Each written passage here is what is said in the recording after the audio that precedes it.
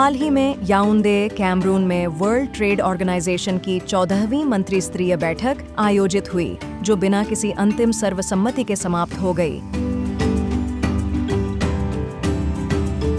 इस बैठक में वैश्विक व्यापार से जुड़े कई अहम मुद्दों जैसे ई-कॉमर्स मोरेटोरियम, कृषि सब्सिडी, पारदर्शिता नियम और विवाद निपटान सुधार पर गहरे मतभेद सामने आए, जिससे विकसित और विकासशील देशों के बीच नॉर्थ साउथ डिवाइड स्पष्ट दिखा।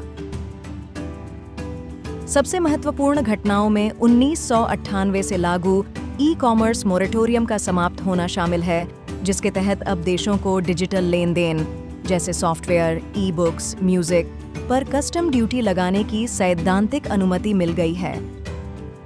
इसी तरह ट्रिप्स समझौते के तहत गैर उल्लंघन शिकायतों से सुरक्षा भी समाप्त हो गई, जिससे विकासशील देशों के सार्वजनिक स्वास्थ्य उपायों पर भविष्य में चुनौती बढ़ सकती है। भारत ने इस सम्मेलन में विशेष रूप से पारदर्शिता नियमों के दुरुपयोग पर चिंता जताई।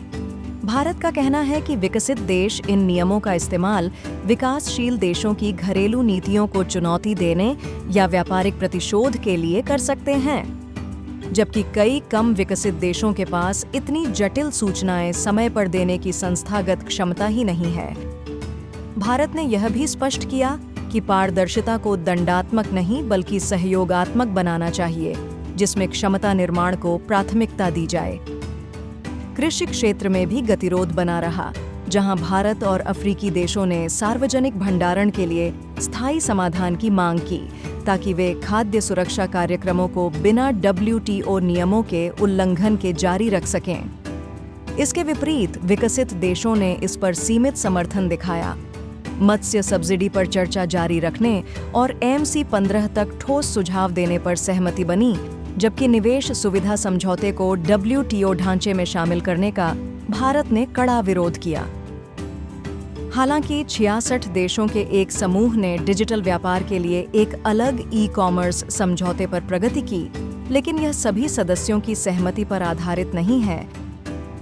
इसके अलावा छोटे और कम विकसित देशों के लिए सहायता पैकेज, जलवायु और व्यापार से जुड़े प्रयास तथा याओंडे पैकेज जैसे ड्राफ्ट दस्तावेज तैयार किए गए, जिन्हें आगे जेनेवा में होने वाली WTO की सामान्य परिषद बैठक में अंतिम रूप दिया जाएगा।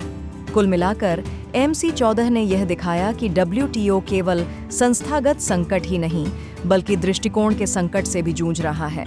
जहां विकसित देश डिजिटल और उदारीकृत व्यापार नियमों पर जोर दे रहे हैं, वहीं विकासशील देश अभी भी खाद्य सुरक्षा, नीति स्वायत्तता और समान अवसरों के लिए संघर्ष कर रहे हैं। ऐसे में WTO की प्रासंगिकता बनाए रखने के लिए संतुलित, समावेशी और विकास केंद्रित समझौते आवश्यक होंगे। अगर आपको यह जानकारी पसंद आई हो तो कृपया इसे लाइक करें, शेयर करें और चैनल को सब्सक्राइब जरूर करें। और जाते जाते इस प्रश्न का उत्तर कमेंट में बताइए। प्रश्न: WTO का मुख्यालय कहाँ स्थित है? A. New York, B. Geneva, C. Paris, D. Brussels,